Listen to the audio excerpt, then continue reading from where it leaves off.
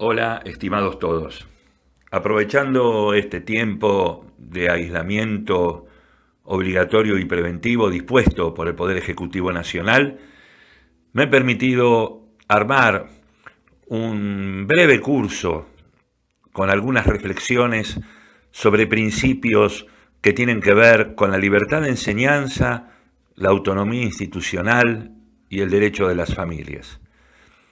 Van a ver ustedes a continuación 3 videos en los cuales pretendo analizar algunos conceptos basales que hacen a dicha Constitución. Esperemos que este breve curso o estas breves reflexiones en esta época donde obligatoriamente y preventivamente tenemos que quedarnos en nuestros hogares, nos ayuden y sean disparador para poder reflexionar, para poder ir construyendo y para poder ir reconstituyendo la necesaria autonomía de nuestras instituciones educativas, la necesaria presencia en el concierto del sistema educativo general. Espero entonces que sea de la mayor utilidad y, si logra constituirse como una suerte de disparador para dicha reflexión, habré cumplido más que sobradamente el objetivo. Espero que sea de utilidad, les mando un saludo enorme y seguiremos en contacto.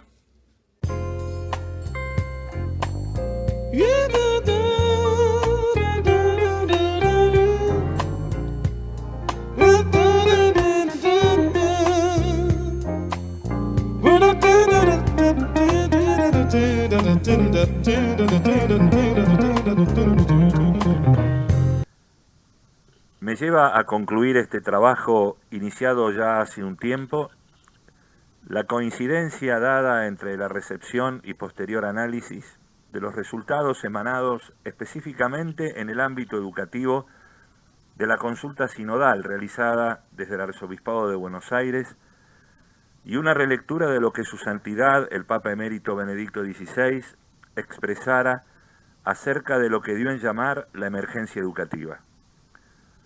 Cito textualmente a su santidad emérita. Podemos añadir que se trata de una emergencia inevitable en una sociedad y en una cultura que con demasiada frecuencia tienen el relativismo como su propio credo. El relativismo se ha convertido en una especie de dogma, falta la luz de la verdad, más aún se considera peligroso hablar de verdad, se considera autoritario y se acaba por dudar de la bondad de la vida. Es un bien ser hombre, es un bien vivir, y de la validez de las relaciones y de los compromisos que constituyen la vida.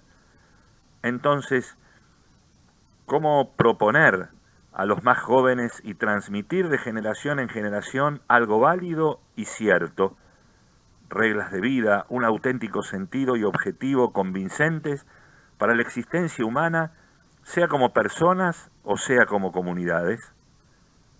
Sigue diciendo Benedicto XVI, por eso, por lo general, la educación tiende a reducirse a la transmisión de determinadas habilidades o capacidades de hacer, mientras se busca satisfacer el deseo de felicidad de las nuevas generaciones, colmándolas de objetos de consumo y de gratificaciones efímeras. Así, tanto los padres como los profesores sienten fácilmente la tentación de abdicar de sus tareas educativas y de no comprender ya ni siquiera cuál es su papel, o mejor, la misión que les ha sido encomendada. Pero precisamente así no ofrecemos a los jóvenes, a las nuevas generaciones, lo que tenemos obligación de transmitirles. Con respecto a ellos, somos deudores también de los verdaderos valores que dan fundamento a la vida. Esto fue pronunciado en un discurso a la Asamblea Diocesana en Roma en junio del año 2007.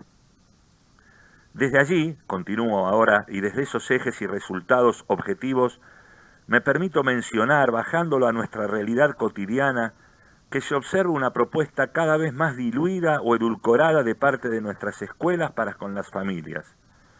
Hay una suerte de ajuste propositivo institucional, u oferta educativa a las necesidades de las familias, tendiendo que la balanza se incline hacia las necesidades o prioridades que éstas plantean, plausibles, por cierto, pero que no son de fondo, desoyendo en muchos casos o dejando, en el mejor de los casos, en un segundo o tercer plano, eso que me permito llamar, y he ya identificado hace algunos años, como el ADN institucional propio de cada institución educativa católica, que es lo que nos define como tales y nos diferencia de otras propuestas, tanto de otros establecimientos privados como de las escuelas estatales.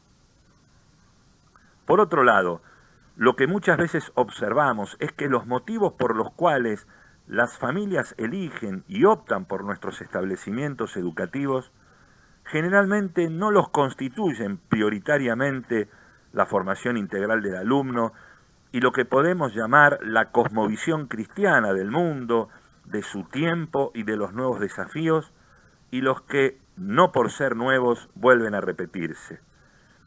Generalmente las respuestas son: acá no se hacen paros, los pibes tienen una mayor contención, mis hijos están más seguros, hay una interesante propuesta deportiva, entre otras. Cuando no, un lamentable corrimiento e incluso tácita renuncia a ejercer de manera protagónica el papel de educadores primarios que como familia tienen en la educación de sus hijos. Y es en esta disyuntiva que se va tratando de lograr un equilibrio que muchas veces no se alcanza, generándose conflictos o planteos que, de analizarse en cuanto a su propia raíz, apreciaríamos que nacen desde esa falta de encuentro identitario.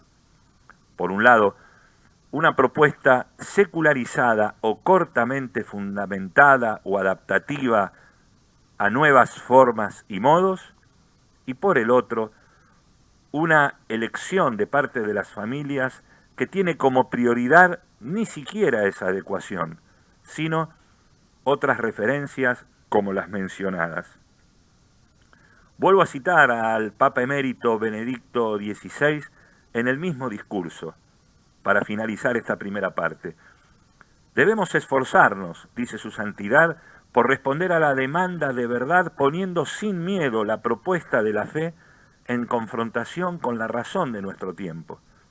Así ayudaremos a los jóvenes a ensanchar los horizontes de su inteligencia, abriéndose al misterio de Dios, en el cual se encuentra el sentido y la dirección de nuestra existencia, y superando los condicionamientos de una racionalidad que solo se fía de lo que puede ser objeto de experimento, comprobación y de cálculo.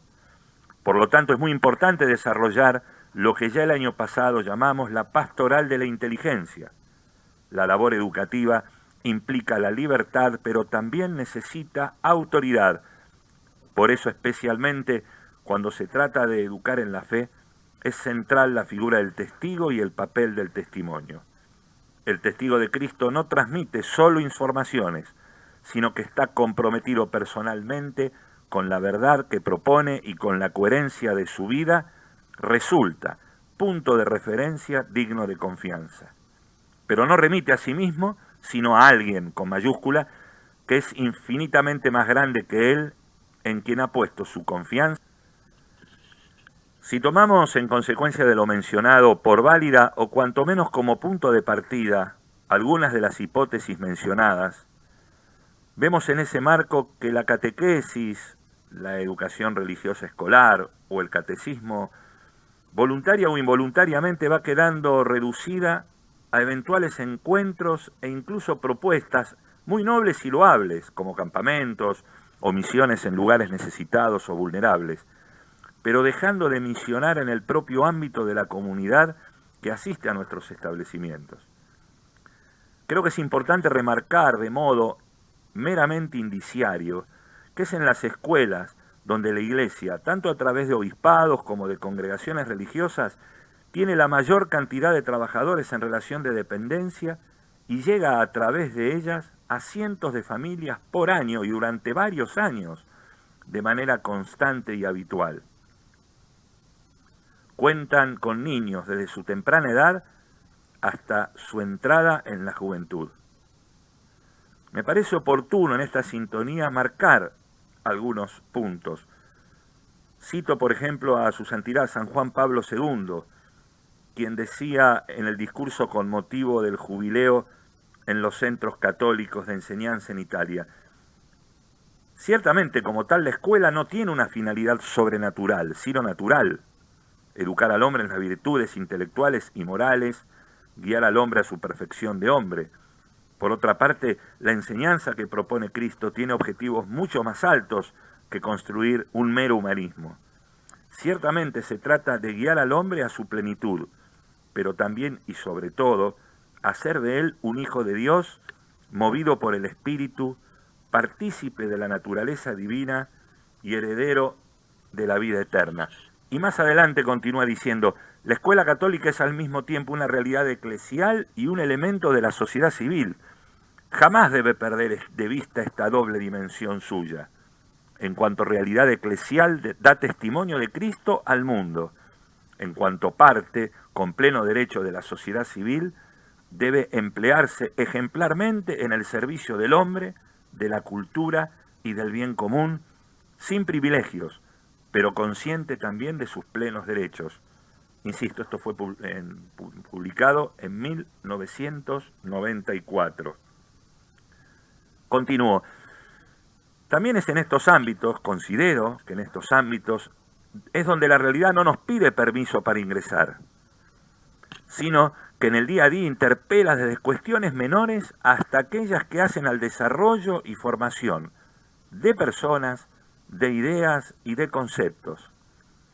Así considero en la necesidad de reformular o, mejor dicho, plasmar y transmitir, sobre todo en estas épocas de cambio, de conceptos líquidos, de profundo relativismo, la identidad constitutiva de la escuela católica, que además de ser una buena escuela, debe ser católica, y desde allí, así plantearlo a cada familia que asiste y opta por ella.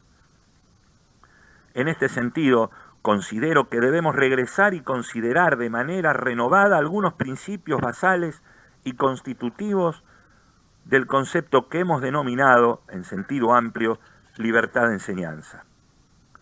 Esta, a mi criterio, está integrado fundamentalmente por 4 elementos. La familia, como agente natural y primario de la educación de su prole. En segundo lugar, el principio de autonomía institucional de las escuelas de gestión privada que integran el sistema educativo. En tercer lugar, el principio de subsidiariedad reconocido y tan bien definido por la doctrina social de la Iglesia. Y en cuarto lugar, desde lo que he mencionado precedentemente, plantear la relación con las entidades gubernamentales tomando como base el respeto, la autonomía institucional y la mutua colaboración, tal como también plantea la doctrina social de la Iglesia. A modo de ejemplo y sin emitir juicio valorativo alguno, sino como dato de realidad, apreciamos con fuerte adhesión el principio mencionado de que la familia es el agente natural y primario de la educación de sus hijos. Pero al mismo tiempo, por razones horarias, laborales o compromisos de otra naturaleza de índole familiar, ofrecemos jornadas fuertemente extendidas, ya sea como tales, jornada completa, talleres, espacios extraprogramáticos, por medio de los cuales, sobre todo desde el nivel primario y ya se va extendiendo al nivel inicial, los alumnos están en la escuela y por ende fuera del ámbito familiar entre 7 y en algunos casos hasta 9 horas diarias, produciéndose como efecto, tal vez no deseado, la separación del niño y del adolescente de su núcleo familiar. Y todo ello, más allá del necesario análisis evaluativo acerca de una jornada escolar semanal que llega en muchos casos a las 40 horas semanales. Me permito hacer una digresión, en exceso incluso de algunas jornadas laborales, de algunos convenios colectivos de trabajo en los cuales hay adultos trabajando. La justificación a tales propuestas y ofertas educativas son básicas o cuanto menos poco analizadas. A modo de ejemplo, las expresiones suelen ser tenemos que ofrecer la jornada completa porque si no nos quedamos sin alumnos, o bien otras que no por ser mejores, a modo de justificación, generan mismo efecto, tales como es mejor que estén en la escuela antes que en la calle o con la empleada doméstica. Por lo tanto, considero, al menos desde el área ya mencionada, la importancia de ratificar sin temores a eventuales cuestionamientos de autoridades oficiales, de medios periodísticos, la identidad clara de la escuela católica y de lo que como tal se propone, sobre todo en relación a los grandes ítems o cuestionamientos basales de toda persona humana. Nuevamente, el Papa Emérito Benedicto XVI lo dijo claramente al referir que el problema de la educación es, además de un problema metafísico, además de un problema pedagógico, centralmente un problema antropológico. Cito textualmente en esta oportunidad el desafío educativo en Benedicto XVI. Decía, quiero exhortar a un compromiso convergente de gran alcance a través del cual las instituciones civiles, cada una según sus competencias, multipliquen sus esfuerzos para afrontar en los diversos niveles la actual emergencia educativa, inspirándose constantemente en el criterio guía del carácter central de la persona humana.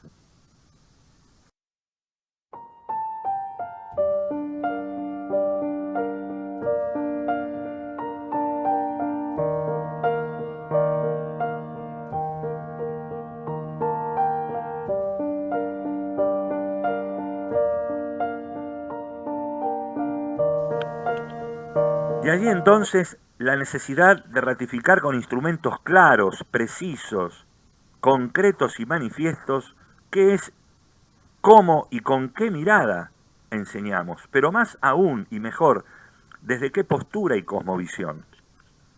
Creo que nos preocupa a todos, o al menos debiera preocuparnos, el resultado abrumador de las encuestas sinodales aquí en la Arquidiócesis de Buenos Aires sobre temas que hacen a la esencia de aquello para lo cual nuestras escuelas han sido creadas y fundadas con una visión profética de sus creadores y fundadores y que no se ven reflejados siquiera como opción o alternativa de mínima en nuestros chicos, chicas y jóvenes. Cito nuevamente a Benedicto XVI en su opúsculo La emergencia educativa. A la escuela católica, dice su santidad, corresponde una tarea muy importante en la educación en la fe. En efecto, cumple su misión basándose en un proyecto educativo que pone en el centro el Evangelio y lo tiene como punto de referencia, decisivo para la formación de la persona y para toda la propuesta cultural. Por tanto, la escuela católica, en convencida colaboración con las familias y con la comunidad eclesial, trata de promover la unidad entre fe, cultura y vida, que es objetivo fundamental de la educación cristiana. Continúo entonces. Sabemos que desde hace ya tiempo se viene discutiendo o cuanto menos opinando la distinción entre catequesis y formación religiosa. Más allá de las referencias que importantes eruditos en la materia han determinado y lo que surge del directorio catequístico, considero que la propuesta desde nuestras instituciones educativas no puede, en el marco del desarrollo curricular y de la jornada escolar, ser la catequesis, sino por el contrario, generar un espacio cuyo nombre podrá ser formación religiosa, enseñanza religiosa escolar o aquella que se considere más acorde, pero desde la cual se dé un enfoque conforme a la evolución etaria de los alumnos, con la visión frente a los grandes temas y ante las diversas áreas de las materias que conforman la currícula escolar. Ello, sumado a la tarea que pueda desarrollar sin dudas el tutor o el coordinador de pastoral, y en tarea conjunta con los docentes de grado o bien con los profesores de materias en el nivel medio. Transmitir esa apreciación e interpretación de los temas de la currícula oficial, con nuestro ideario, con nuestra propuesta, abarcándolos transversalmente. Es decir, como ha dicho la Iglesia permanentemente, inculturar el Evangelio o bien evangelizar la cultura. Desde allí tal vez, o sin el tal vez, se pueda llegar a profundizar, ya fuera del horario de la jornada escolar, con aquellos alumnos que se consideren atraídos por esta visión, propuestas atractivas, propuestas superadoras y en consecuencia de ello generar el ansiado encuentro. Todo esto lleva, dicho brevemente, a canalizar por un lado el contrato educativo con las familias, en el que claramente considero debe expresarse y contenerse lo mencionado. El proyecto educativo pastoral para los colegios de la Arquidiócesis de Buenos Aires, en sus siglas el PEPAC, fue una más que interesante y desafiante propuesta en tal sentido como orientación tutora a tal fin. Considero que hay que superar fundadamente concepciones que consideran incluso el contrato educativo como un mero contrato de adhesión o peor aún, incluso sostenido por doctrinarios y en algunos fallos judiciales, administrativos o jurisdiccionales, un contrato de consumo. Me parecería interesante lograr desarrollar la idea de que si la familia es el agente natural y primario de la educación de sus hijos, la escuela, sea estatal o sea privada, será una colaboradora en dicha tarea esencial e irrenunciable de la familia. Tarea sin duda de parte de la escuela privilegiada, pero colaboradora al fin. Aquella, la familia, entonces elegirá libre y voluntariamente el ámbito propio a fin de que la propuesta educativa elegida, seleccionada, coincida en modo, tiempo, lugar, ideas, propuestas y fundamentos con lo que como familia ella misma propone y desarrolla en el propio seno del hogar. En definitiva, es esta quien admite a la escuela en esa tarea que le resulte indelegable y excluyente a los padres. Tal como se ha dicho, la familia transfiere o cede la acción educativa, pero conserva y se reserva siempre para sí su derecho nativo a educar. Cito a modo de fundamentación algún parágrafo de la declaración del Concilio Vaticano II, Gravissimum Educationis. Textualmente, el deber de la educación que compete en primer lugar a la familia requiere la colaboración de toda la sociedad. Además, pues, de los derechos de los padres y de aquellos a quienes ellos les confían parte en la educación, ciertas obligaciones y derechos corresponden también a la sociedad civil, en cuanto a ella pertenece disponer todo lo que se requiere para el bien común temporal. Continúa más adelante, Gravissimum Educationis. Es preciso que los padres, cuya primera e intransferible obligación y derecho es el de educar a los hijos, tengan absoluta libertad en la elección de las escuelas.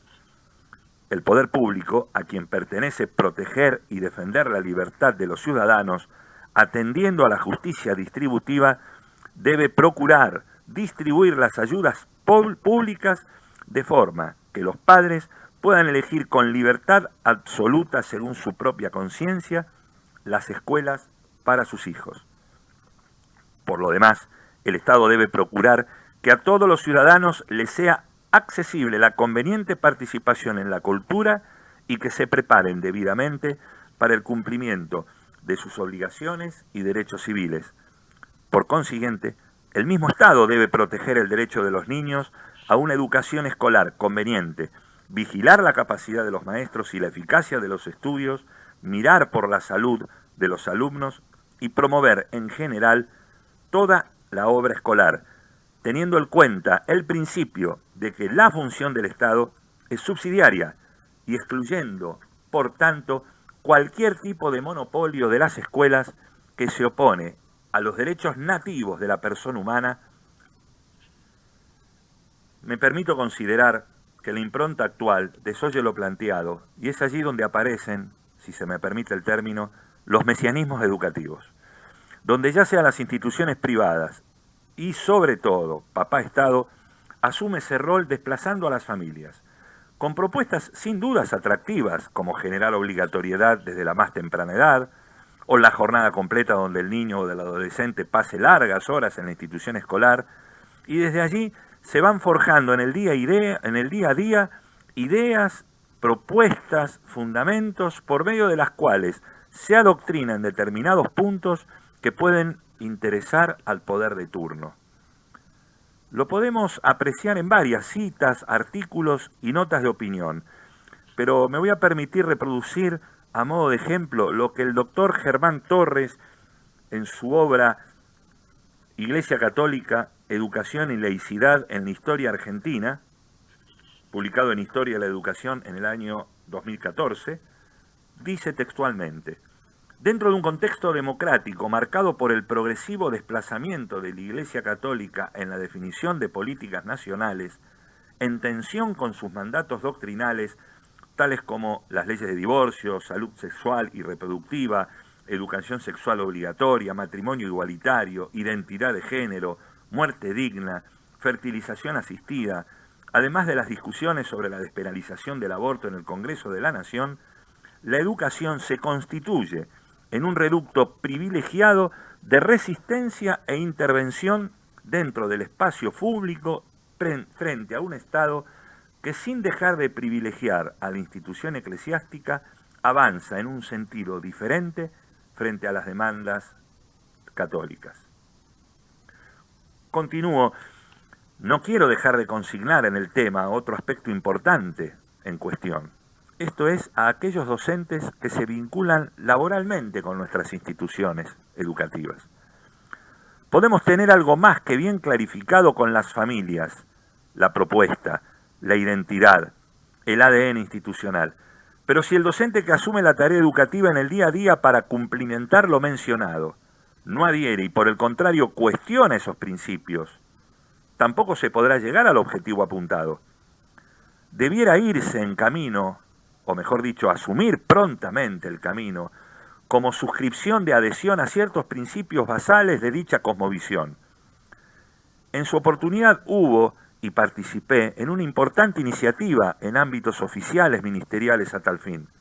Lamentablemente, por otras cuestiones, no pudo suscribirse acuerdo alguno en un ámbito multipartito. Al menos en este punto habrá que poner una observación e impronta en los profesorados, ámbitos en los cuales se forman nuestros futuros formadores. Es preocupante al entrevistar a docentes provenientes de institutos superiores de formación docente católicos para acceder a un cargo, la ausencia de contenidos basales vinculados con nuestra propia cosmovisión.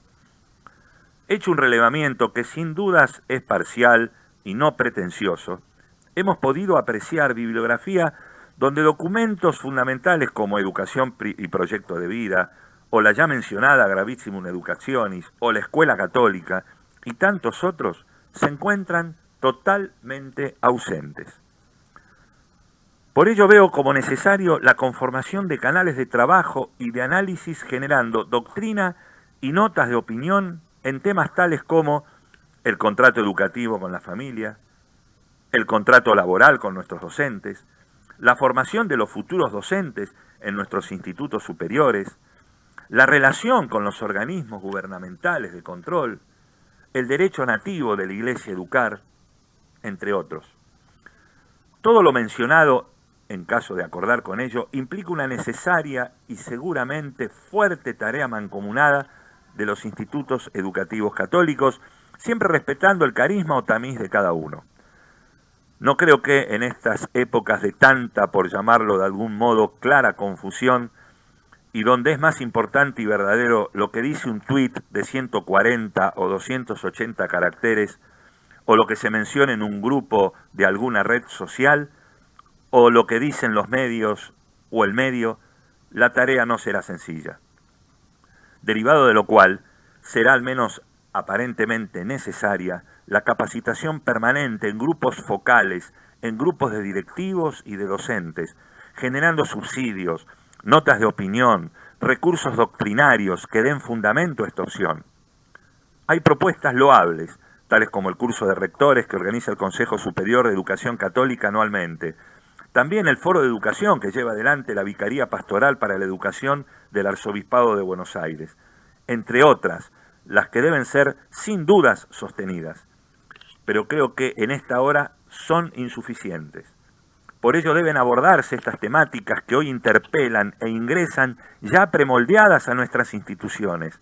Se encuentran presentes en los programas y propuestas y currículas oficiales, y en muchos casos algunas de ellas ya se plantean como irrebatibles o verdades de fe, y afectan o cuestionan nuestra propia identidad institucional. Claro que no será fácil, y si bien mi aporte es desde el primer escalón de las relaciones reguladas por lo jurídico para asegurar al menos una convivencia armónica, no hay en los evangelios cita alguna en la cual se nos diga: vaya tranquilos que no van a tener problemas y todo les será sencillo. Cito textualmente al Papa Francisco al lanzar el próximo evento mundial en mayo de 2020 que tendrá como tema reconstruir el pacto educativo global para dar forma al futuro de la humanidad, publicado en el diario La Nación en marzo de 2001. Para alcanzar estos objetivos globales, el Papa indica 3 pasos importantes que se deben dar en el camino común de la aldea de la educación. En primer lugar, valentía de colocar a la persona en el centro. Para esto, se requiere firmar un pacto que anime los procesos educativos formales e informales que no pueden ignorar que todo el mundo está íntimamente conectado y que se necesita encontrar a partir de una sana antropología otros modos de entender la economía, la política, el crecimiento y el progreso. Otro paso es la valentía de invertir las mejores energías con creatividad y responsabilidad. Y finalmente, tener la valentía de formar personas disponibles que se pongan al servicio de la comunidad, porque el servicio es un pilar de la cultura del encuentro. Ya en noviembre de 2017 adelantaba el Santo Padre, cito textualmente: los chicos hoy día vienen sin raíces. No tienen raíces porque no tienen tiempo de echar raíces. Perdón, las tienen, pero no las asumen, porque no tienen tiempo de asumirlas, no las dejan crecer, no las dejan consolidar, porque viven continuamente en esta liquidez de la cultura. Y abogó por ayudar a los jóvenes a fundamentar las raíces. Jóvenes sin raíces es lo que estamos viendo ahora. ¿Y qué hacemos? Injertos de raíces. Siendo cardenal y arzobispo de Buenos Aires, expresaba en la misa de apertura del ciclo lectivo del año 2001: queremos que los 3 lenguajes, el de la cabeza, el de corazón y el de las manos, sean armónicos. Vamos a luchar contra toda esquizofrenia que quiera separar los valores de la vida. Y en el año 2004, coincidentemente, profundizaba expresando en el mismo ámbito en su mensaje de 12 carillas, cito textualmente: construir sobre roca y gestar en las escuelas otra forma de seres humanos, otra cultura, otra sociedad. Y nos exhortaba a optar por la lógica del Evangelio, la lógica de la gratuidad con eficiencia, superando la destructiva ética de la competencia del todos contra todos. Considero entonces que de no darse esta integralidad en cuanto al enfoque y la propuesta, nuestros catequistas y coordinadores de pastoral quedarán muchas veces o se sentirán necesariamente solos, y la catequesis o la pastoral quedará reducida a algunas buenas y loables intenciones, pero que no echen raíces hondas. Porque lo que ellos pueden plantear muchas veces en tan solo 1 hora de 40 minutos por semana no logre conmover ni cuestionar la información que puedan ir dando los docentes que están más tiempo con los alumnos, o, peor aún, lo que los medios acribillan a diario en esta sinfonía del relativismo, del todo da lo mismo, mientras haya amor o el no se le haga mal a nadie. En ese marco creo que hay incluso una deuda pendiente con nuestros equipos directivos. Muchas veces apreciamos una suerte de temor reverencial a la autoridad gubernamental, actitud que cuestionamos y criticamos, pero debemos replantearnos o plantearnos la necesidad de capacitarlos para hacer frente a los embates mencionados, darles instrumentos flexibles, pero al mismo tiempo claros y precisos, es decir, generar una propuesta de capacitación continua y permanente. Cuando se revisan legajos, se aprecia con satisfacción cursos y capacitación que nuestros docentes, aspirantes a directivos y nuestros directivos mismos tienen en áreas vinculadas con lo pedagógico, lo metodológico, lo didáctico, pero poco y en algunos casos nada de aquello que tiene que ver con lo que implica la gestión, esto es, con la prevención del conflicto o bien su resolución si éste fatalmente llega. Hago extensivo lo mencionado a representantes y o apoderados legales. Es necesario retomar o iniciar una capacitación sobre temas que hacen a la función de la gestión o de la conducción, sobre todo en estos tiempos de gran avance, de profundo avance de los organismos estatales sobre la gestión privada. Sé que estos tal vez no sean todo lo atractivos que se puede aspirar o que un docente espera por la vocación elegida en su tarea, pero los considero trascendentes para su tarea diaria.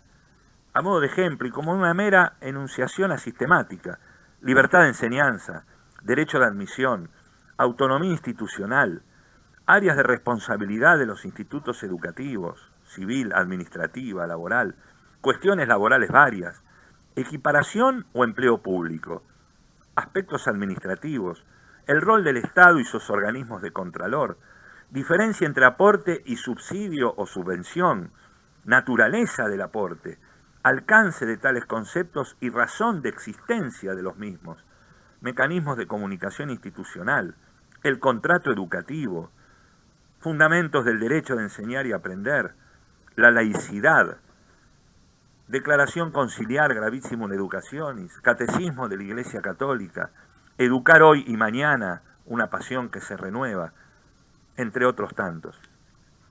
Todo lo mencionado debiera ayudar o coadyuvar, a mi modo de ver, en la llegada a una escuela en pastoral, donde se le dé a este espacio un indispensable carácter y contenido transversal, como dijera anteriormente.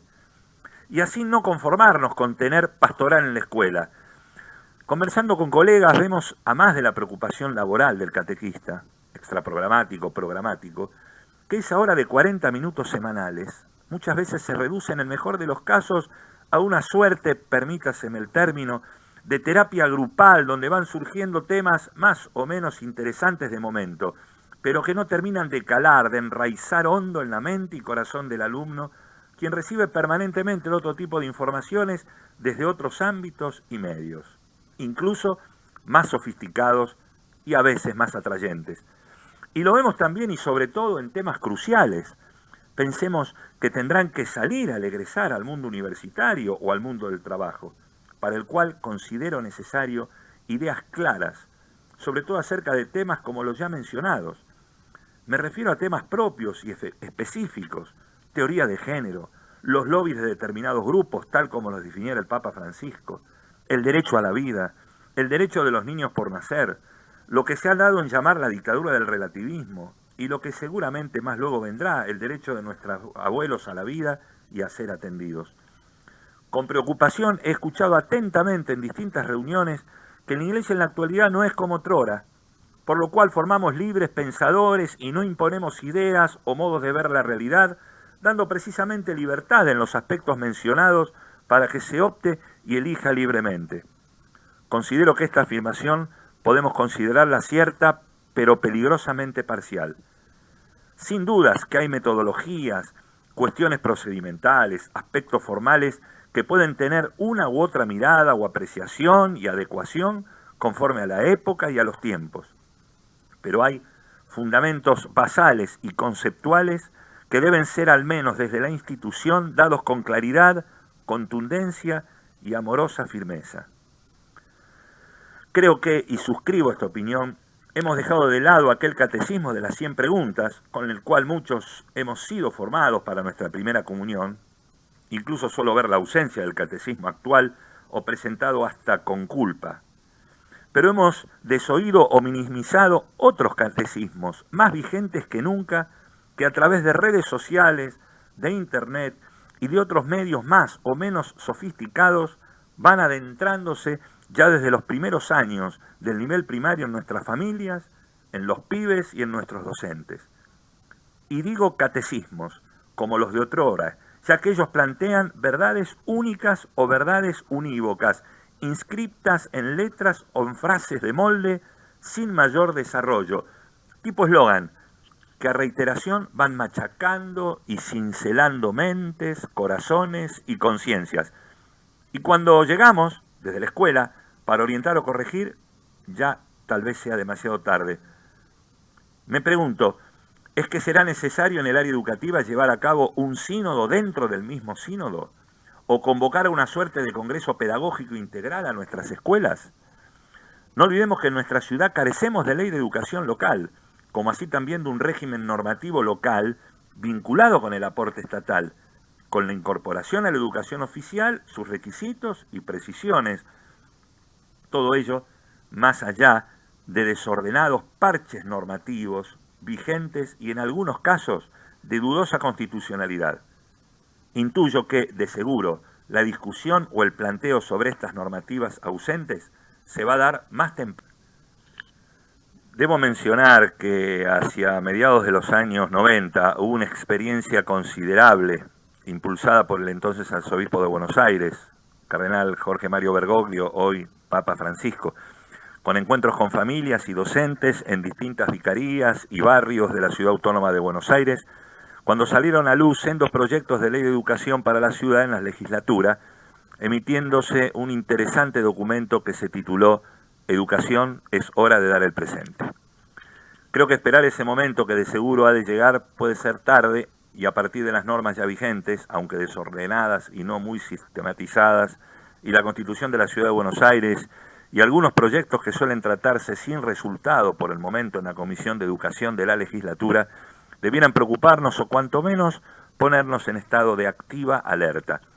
El momento histórico nos convoca y espero no sea tarde, sobre todo a partir de cuanto menos dos corrientes de opinión fuertemente afincadas y afianzadas, social y mediáticamente, ya sea de manera consciente y voluntaria o no, y que se van reflejando en los programas escolares, leyes de educación, otros documentos oficiales e incluso posturas individuales de algunos funcionarios.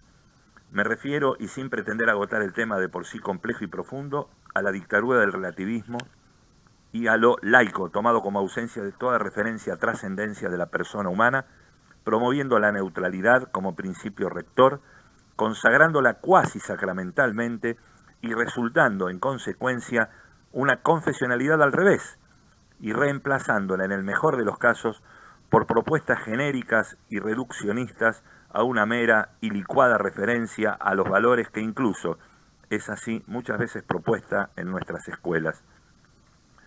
Con referencia al tema de lo laico, voy a citar a su santidad, el Papa emérito Benedicto XVI, nuevamente en su opúsculo La emergencia educativa del año 2007. Cito textualmente: también las escuelas del Estado, de forma y modos diversos, pueden ser sostenidas en su tarea educativa por la presencia de profesores creyentes, en primer lugar, pero no exclusivamente los profesores de religión católica, y de alumnos cristianamente formados, así como por la colaboración de muchas familias y por la misma comunidad cristiana. La sana laicidad de la escuela, como de las demás instituciones del Estado, no implica cerrarse a la trascendencia y mantener una falsa neutralidad respecto de valores morales que están en la base de una auténtica formación de la persona. Lo mismo se puede decir, naturalmente, de las universidades, y es un signo positivo que en Roma la pastoral universitaria haya podido desarrollarse en todos los ateneos, tanto entre los profesores como entre los alumnos. Hoy, más que en el pasado, la educación y la formación de la persona sufren la influencia de los mensajes y del clima generalizado que transmiten los grandes medios de comunicación y que se inspiran en una mentalidad y cultura caracterizadas por el relativismo, el consumismo y una falsa y destructora exaltación, o mejor, profanación del cuerpo y la sexualidad. Continúa diciendo Benedicto XVI, por eso, precisamente por el gran sí que como creyentes en Cristo decimos al hombre amado por Dios, no podemos desinteresarnos de la orientación conjunta de la sociedad a la que pertenecemos, de las tendencias que la impulsan y de las influencias positivas o negativas que ejerce en la formación de las nuevas generaciones. Y ya para ir terminando, quiero citar en el documento de Aparecida, página 246, al referirse a la educación como un bien público. Cito textualmente, documento de Aparecida, página 246. Anteriormente nos referimos a la educación católica, pero como pastores no podemos ignorar la misión del Estado en el campo educativo, velando de un modo particular por la educación de los niños y jóvenes. Estos centros educativos no deberían ignorar que la apertura a la trascendencia es una dimensión de la vida humana, por lo cual la formación integral de las personas reclama la inclusión de contenidos religiosos. Punto 482 del documento de Aparecida. El anterior era el 481. La Iglesia cree que los niños y los adolescentes tienen derecho a que se les estimule a apreciar con recta conciencia los valores morales y a prestarles su adhesión personal, y también a que se los estimule a conocer y amar más a Dios. Ruega pues encarecidamente a todos los que gobiernan los pueblos o estén al frente de la educación, procurar que la juventud nunca se vea privada de este sagrado derecho. Ítem 483. Ante las dificultades que encontramos al respecto en varios países, queremos empeñarnos en la formación religiosa de los fieles que asisten a las escuelas públicas de gestión estatal, procurando acompañarlos también a través de otras instancias formativas en nuestras parroquias y diócesis. Al mismo tiempo agradecemos la dedicación de los profesores de religión en las escuelas públicas y los animamos en esta tarea. Finalmente, termino con relación a la dictadura del relativismo, la clara continuidad y coherencia entre el magisterio del Papa Francisco y del Papa Emérito Benedicto XVI. El Papa Francisco expresó allá en el año 2013, a poco de asumir, ante el cuerpo diplomático en la Santa Sede. Cito textualmente: como sabéis, son varios los motivos por los que elegí mi nombre pensando en Francisco de Asís, una personalidad que es bien conocida más allá de los confines de Italia y de Europa, y también entre quienes no profesan la fe católica. Uno de los primeros es el amor que Francisco tenía por los pobres. ¿Cuántos pobres hay todavía en el mundo? ¿Y cuánto sufrimiento afrontan estas personas? Según el ejemplo de Francisco de Asís, la Iglesia ha tratado siempre de cuidar, proteger en todos los rincones de la tierra a los que sufren por la indigencia, y creo que en muchos de vuestros países podéis constatar la generosa obra de aquellos cristianos que se esfuerzan por ayudar a los enfermos, a los huérfanos, a quienes no tienen hogar y a todos los marginados, y que de este modo trabajan para construir una sociedad más humana y más justa. Pero hay otra pobreza, es la pobreza espiritual de nuestros días, que afecta gravemente también a los países considerados más ricos. Es lo que mi predecesor, el querido y venerado Papa Benedicto XVI, llama la dictadura del relativismo, que deja a cada uno como medida de sí mismo y pone en peligro la convivencia entre los hombres. Cierro entonces permitiéndome citar una vez más a San Juan Pablo II, que resuena hoy más fuerte y vigente que nunca y nos sigue interpelando proféticamente con su discurso a los educadores en la Catedral de Turín en septiembre de 1988. Decía su santidad: de cara a un ambiente pobre en relaciones, la escuela católica transmite y refuerza el sentido de la comunidad, de la preocupación social y de la solidaridad universal. Su finalidad, viviendo continuamente en las fuentes del ministerio de Cristo, es preparar a los jóvenes para sentirse protagonistas de la salvación humana, comprometiéndose concretamente con dinamismo apostólico, según su propio estado, a las exigencias de las situaciones. El renovado servicio de la escuela católica, hoy más que nunca, es liberar a los jóvenes del materialismo invasor y del hedonismo obsesivo, para guiarlos con bondad y firmeza hacia las cimas de la verdad plena y del amor oblativo. Soy Claudio Ramos, muchísimas gracias y espero que sea de utilidad.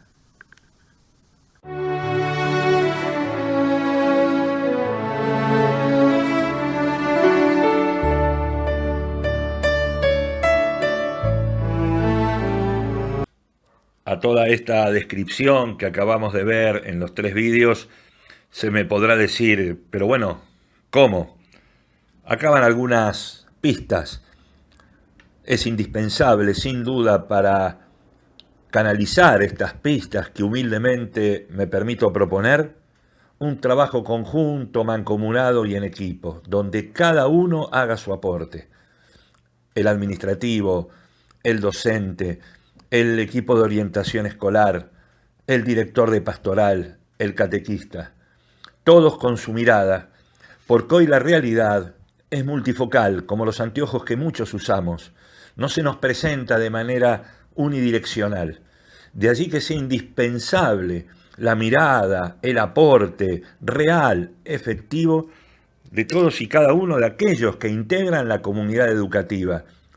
También las familias, tal vez a través de mecanismos, de familias referentes, sin esas formas de uniones de padres donde de repente se juegan votaciones, presidencias y demás, sino maneras de compartir y sumarlas también a este desafío. Para ello, ¿qué propuestas concretas a modo de sugerencia?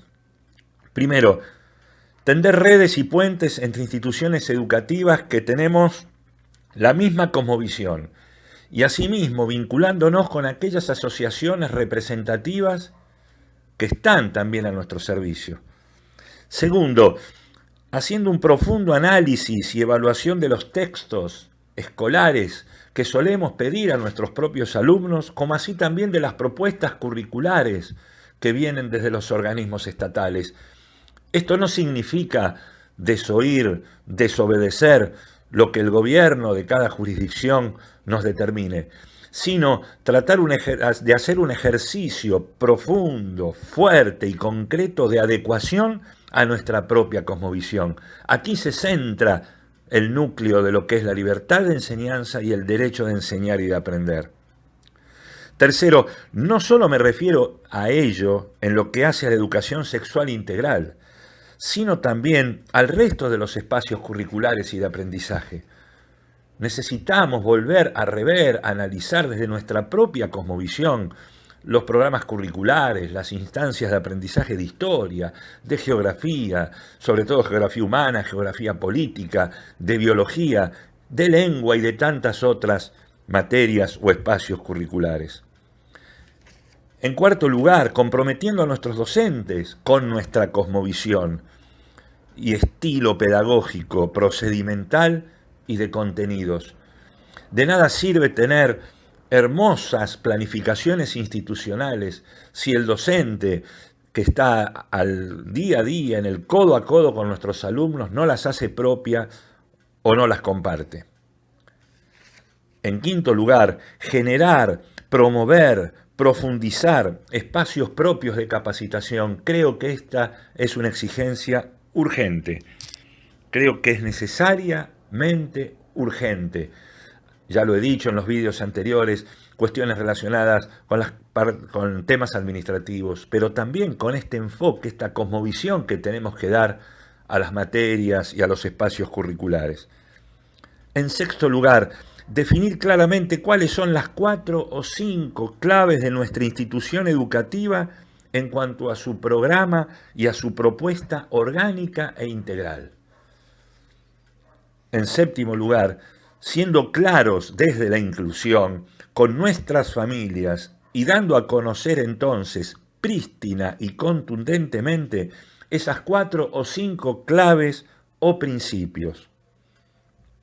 Luego, ser valientes y constantes. Sabemos que en muchos casos deberemos ir contracorriente. Y finalmente, aceptar el hermoso desafío de abrir almas, mentes y corazones de nuestros chicos, chicas y jóvenes en el sentido de que no todo es como todos o una aparente mayoría cree que es y lo considera. Muchas gracias y será entonces manos a la obra.